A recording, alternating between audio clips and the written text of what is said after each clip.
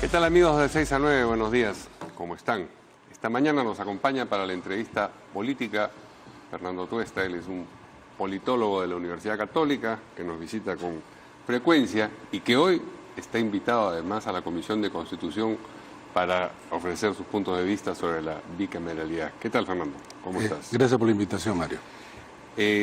Ayer publicaste tu habitual artículo en El Comercio, en la página de opinión del Comercio, y haces una reflexión sobre la naturaleza mixta del sistema político que tenemos, es decir, que supuestamente es presidencialista, pero que recoge una serie de elementos de los gobiernos que tienen un origen congresal, es decir, que la mayoría congresal pone al jefe de Estado. Y reflexionas también acerca de la función de contrapeso que tiene la cuestión de confianza. ¿Ha cumplido su función de contrapeso en esta oportunidad?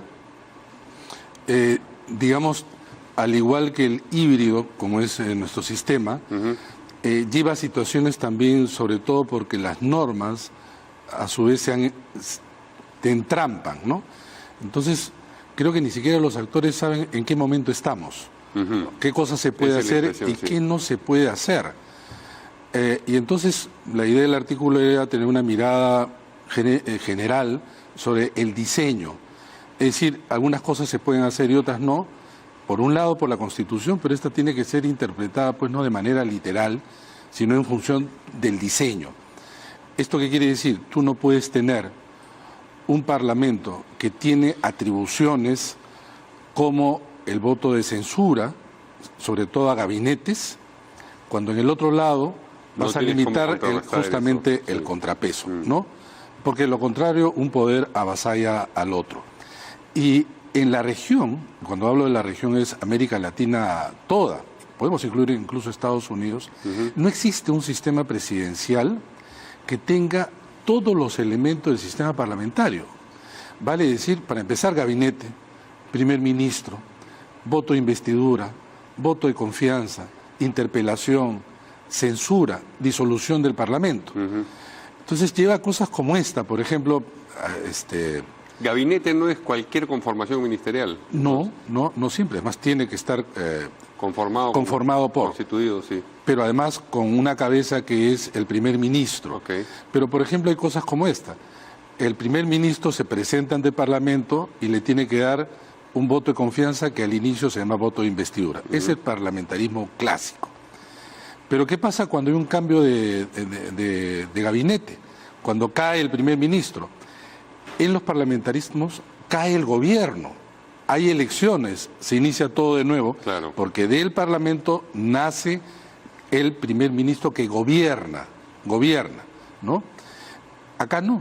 Cae el primer ministro, no cae el presidente, y entonces lo que haces es presentar de nuevo ante el Parlamento un supuesto plan. ¿Qué plan? Si el plan es el que ha presentado el presidente durante 5 años. No vas a cambiar de idea en 5 días. Así es.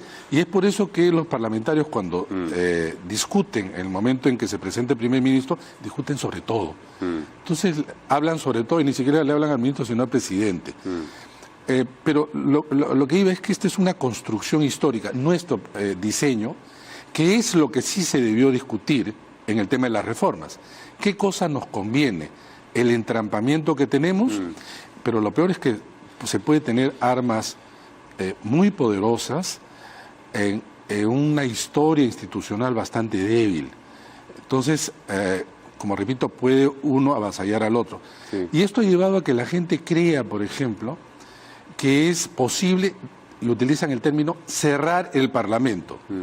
El término cerrar es clausurar, ¿no? Y no corresponde. Y que no siga funcionando ni este ni otro, es más o menos la idea que tienen. Así en las dictaduras. Sí. Pero también Fujimori dijo disolver, pero cerró el Parlamento. Claro. ¿No? Hay una confusión de términos. Una confusión que además, no es poca cosa. Creo que la mayoría de personas no tiene presente que si se disolviese el Parlamento por la vía constitucional, la comisión permanente seguiría funcionando hasta que se elija y se establezca la siguiente conformación parlamentaria.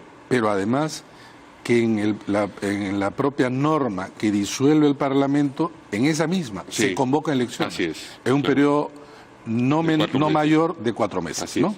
Pero la pregunta que te hacía yo era a propósito del instrumento de, digamos, la disolución del Congreso, que ha sido, digamos, un instrumento que ha estado ahí, ¿no? Rompas el vidrio en caso de emergencia, un poco como elemento disuasivo, digamos, fíjense que tengo acá, ¿no?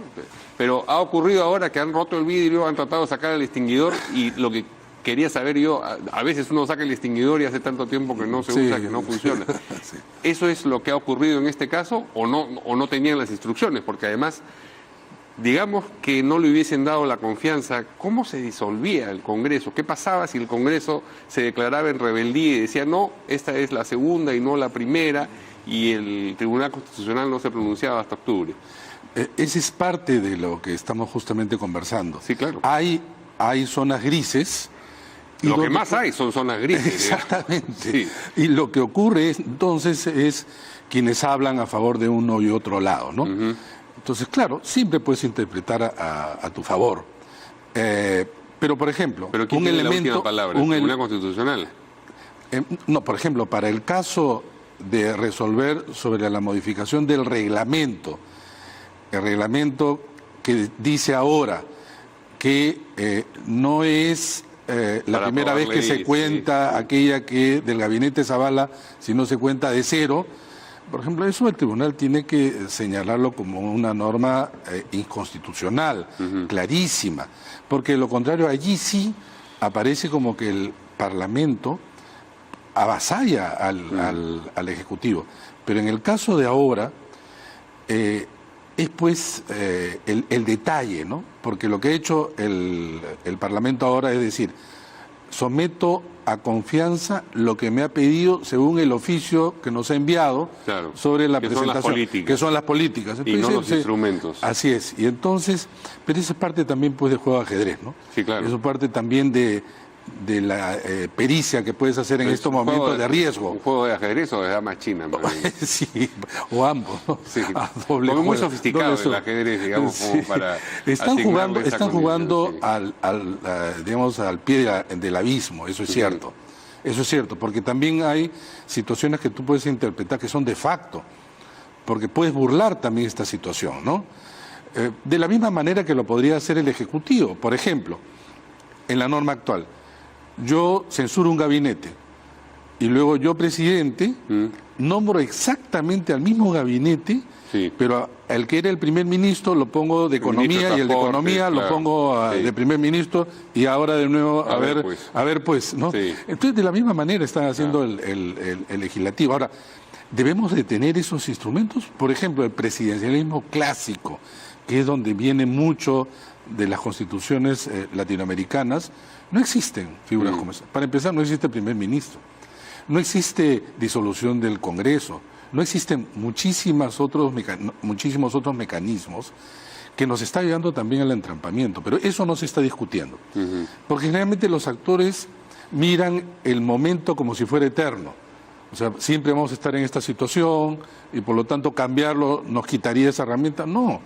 Y por ejemplo, por eso en las democracias estables se piensa en términos de alternancia. Yo estoy acá, pero puedo estar al otro lado y viceversa. Claro. Entonces hay que tener cuidado, no solamente con los instrumentos, sino con sus usos. Pero a propósito de lo que ha ocurrido ahora, digamos, han dado el voto de confianza a las políticas, no a los instrumentos. Era difícil atar los instrumentos a las políticas de una manera, digamos, inexorable, ¿no es cierto? Así es. El presidente del Consejo de Ministros dijo cosas, sobre todo en la conferencia de prensa posterior, que no tienen cómo llevarse adelante. Él dice, si no le dan la confianza o no aprueban las reformas, además en estos plazos, yo entenderé, estoy parafraseándolo, ¿no? Que no nos han dado la confianza. Pero eso lo entiende él. Eso no tiene ataduras legales para ser, digamos, cartesianamente establecido y en consecuencia proceder hacia la eventual disolución del Congreso o cosa por el estilo. Porque además podría ocurrir que aprueben 3 de las 4. Y entonces, ¿cuál de ellas? No trabajamos con decimales, le van a decir. Sí, claro, sí. al entero. Sí. Pero ese es un tema. Pero por el otro lado también lo siguiente. yo puedo hacer que todo se vote por encima de los 2/3. ¿Qué ocurre acá? Que es algo que creo que no se está diciendo. La vez pasada se aprobó el tema de la reforma del CNM Sí. por 100 y tantos votos, casi unanimidad. Para que proceda la reforma constitucional se requiere de los caminos, Sí. es haber aprobado con más de 2/3 partes de los votos de los miembros del Congreso, 87. Entonces, si tú lo haces en 2 legislaturas ordinarias consecutivas, evitas el referéndum. O sea, simplemente con eso hay reforma constitucional. Si es que no llegas a 87, sino arriba de 67, que es la mayoría absoluta, ¿no? La mitad más 1. Mayoría simple. Mayoría sí, no, absoluta, tiene que ser la mitad Okay, de 130, la mitad más 1 son 66.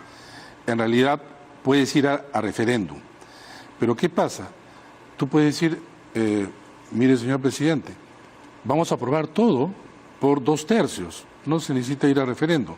Lo aprobamos en una legislatura extraordinaria en enero. No, tiene que ser ordinaria. Tiene que ser ordinaria. Y eso en marzo lo volvemos a aprobar.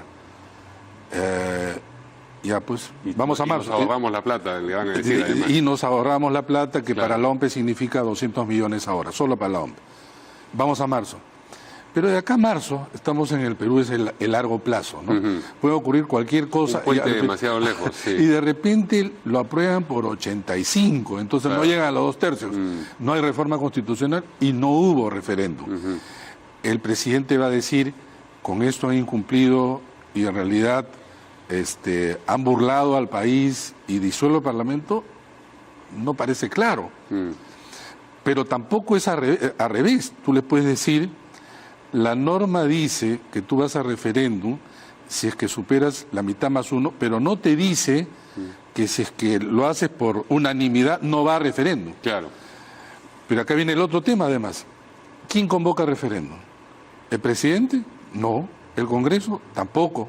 ¿El Jurado Nacional de Claro. Elecciones? Ya, pero ¿cómo convoca? Cuando recibe el texto de la aprobación del Congreso. Ya, el texto de la reforma del CNM, ¿se lo han enviado? No se lo han enviado. ¿En dónde dice que se lo tienen que enviar además? Y entonces allí tú comienzas en el detalle. Montones de lagunas. Pero ¿sabes? Problema mayor además. Para que convoque el jurado necesita el documento. Convoca. Recién en ese momento la OMPE solicita al MEF el dinero para los 60 días. Eso no te lo da, pues, MEF, dame el dinero y en la tarde Ya te por lo la doy. tarde, sí, En la tarde te lo doy, ¿no? sí. No hay eso. Y ya el tema está, en términos de plazo, bien ajustado.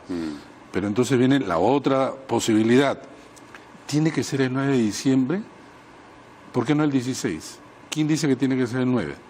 Los puede que quieren ser- ahorrar el dinero y hacer un solo proceso con la segunda vuelta de No, las regionales. porque es un intermedio. Podría decir, digamos, el 27 de diciembre. Ya, yo estoy Sí, claro claro. que es un problema de fecha, fiestas, de sí, fecha. claro. Pero puede ser el 19, podría ser un día laborable, un miércoles, que lo conviertes en un día no laborable, Claro. para dar espacio. Eso cuesta un poquito más, pero no cuesta tanto como hacerlo fuera de diciembre. ¿Por qué? Porque toda la estructura nacional de OMPE y del jurado están establecidas hasta diciembre. Sí. Si lo haces fuera de diciembre, Ya es esto un te va costo a adicional. duplicar Ya. por lo menos, ¿no? Entiendo. Entonces, en los detalles están los problemas. Está el diablo. dice. Está el diablo, así Sí. se dice.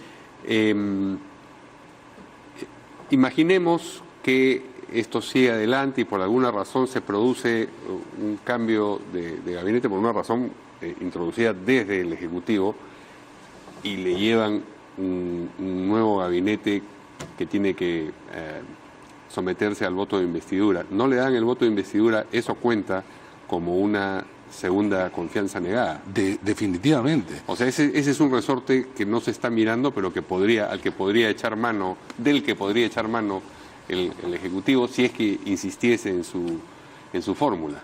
Pero además lo siguiente, ¿qué pasaría si es que el gabinete Villanueva, llegamos a diciembre y no hay referéndum, renuncia. Sería sobre la base de es necesario recomponer el gabinete o esto es a mérito que me han negado de manera práctica la confianza. Bueno, puede renunciar alegando lo que le parezca.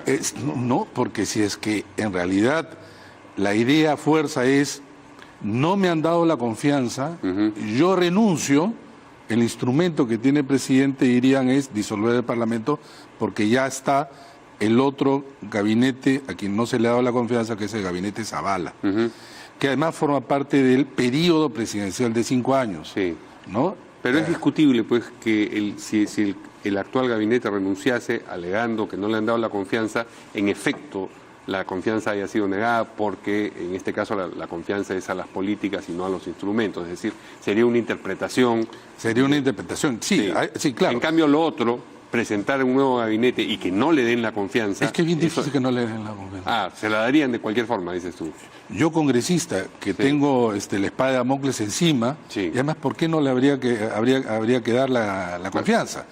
En realidad, en los sistemas parlamentarios, cuando se constituye gobierno, tienes que ir al Parlamento. Depende, pues, que les pongan a Pedro Cateriano, por mencionar un nombre de presidente del Consejo de Ministros, cómo ese trago se lo van a tomar en el Congreso de determinadas bancadas. Sí, yo creo que sí. ¿Sabes por qué? ¿Recuerdas que colocaron a Pedro Cateriano como último primer ministro de Ollantaytamala? Sí. Y todo el mundo decía, no lo van a aprobar. Sí. Y bueno, viene, pero en ese momento tenía mayoría. No. Ya no tenía mayoría. No. Y podían negárselo. Sí. Justamente perdieron la mesa directiva también en aquel momento. Cierto, sí. Yo no estoy tan seguro. Ahora, que sea un trago amargo, sin duda. Pero es parte de la tensión, y el artículo que yo digo es que a lo largo, hasta el 2021, con este gobierno y este Parlamento, por esas composiciones, va a estar en permanente tensión, con subidas y bajadas, pero así vamos a vivir en adelante. ¿Era un mamarracho el proyecto de ley enviado al Congreso? Nos dijo, parece que el término era para... Mamarrachento, dijo la congresista Bartra, estoy citándola. Yo creo que varios de ellos eran perfectibles, el caso del CNM, pero ha mantenido lo central. Y lo de la bicameralidad que se está discutiendo y vamos a aportar ahora, espero con algunas ideas, también se puede mejorar, pero lo central está bien, ¿no? A mí no me gusta la no reelección, aunque es súper popular, y a la mayoría de los congresistas no les gusta, pero yo veo muy difícil que se ponga esa norma. El financiamiento lo constitucionaliza a través de un texto. ¿Se pudieron hacer mejor las cosas? Sí, como que muchas de las normas que salen del Congreso se pueden mejorar. Creo que el término no es feliz. Dicen que hay elecciones municipales, no sé si tú has notado eso. Sí, estuve viendo el calendario, parece que tenemos ahora. La manera como este asunto ha pasado a, no diré tercer lugar, a tercera prioridad, sino quinta, es impresionante con la cuestión. Estaba en cuarto lugar del debate público, ahora pasa al sexto. Ha pasado a segunda división. Totalmente. Y es cierto, en el caso de Lima, no es en todo el Perú, pero en el caso de Lima, el nivel de desinterés es muy alto. Pero parece que el elector no se da cuenta que cuanto menos esté interesado, más problemas vamos a tener. Claro. Porque el desinteresado no lee, no se informa, no averigua, no está atento, y va a tener un voto. No suenan, claro. Claro, entonces va a estar probablemente su voto fluido. Al momento ¿por quién vamos a votar? Le va a preguntar a la persona que está más cercana, que probablemente esté en la misma situación, y va a ser un voto bastante, creo, que nos va a tener problemas, porque...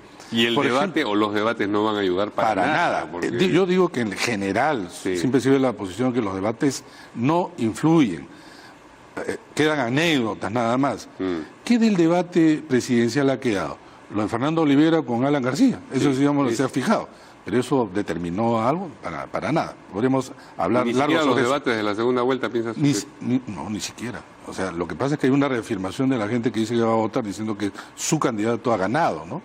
Y las interpretaciones que se hacen. Pero, en fin, no creo que son determinantes, eso es claro.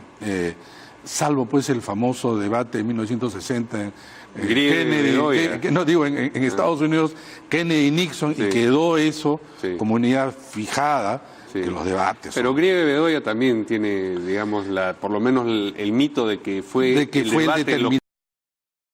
Por lo menos el mito de que fue el determinante, lo que porque Bedoya, digamos, con su capacidad así, ingeniero, ha quedado en el recuerdo. Ahora, en una época en la televisión todavía no abarcaba a todos los electores. Y quizás tú no has cambiado, Pelona también tuvo algún peso en esta segunda vuelta, ¿no? Quedó reforzado en la imagen, pero sobre todo de quienes iban a votar también. Pero bueno, si hubo una diferencia de 20 y tantos mil votos... Es cierto, pero en este caso... El debate, además, cuando tienes 21 candidatos, 20 candidatos, son exposiciones, no va a servir para nada, ¿no? Pero repito, y lo peor de todo es que esto se está reproduciendo, ¿sabes qué? A nivel distrital. Sí. Y los afectados vamos a ser, evidentemente, los vecinos, los votantes. Los administrados. Los pobladores somos nosotros. Muy bien, muchas gracias a Fernando por esta conversación y suerte en la Comisión de Constitución. Nos vemos ya el lunes aquí en Decencia 9. Buenos días.